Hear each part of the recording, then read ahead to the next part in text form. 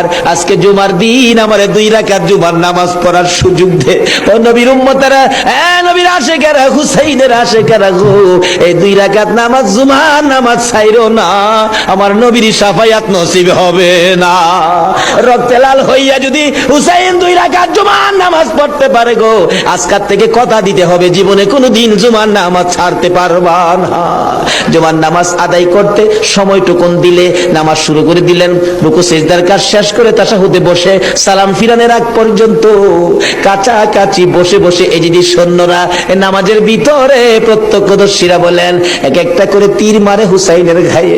ডান দিক দিয়ে যদি তীরটা মারতো, বাম দিক দিয়া বেরিয়ে যাইতো, সামনে দিয়া মারলে পিছন দিয়া বেরিয়ে যায়, এই কিসিমের তীর গো নামাজের ভিতরে 72টা তীর লাগাইছে।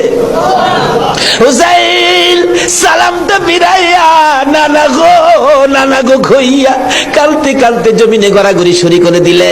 নিষ্ঠুর পাষাণ এই যদি সৈন্যের সীমার গলা কাইটা মাথা আলাদা করে নিয়ে গেছে।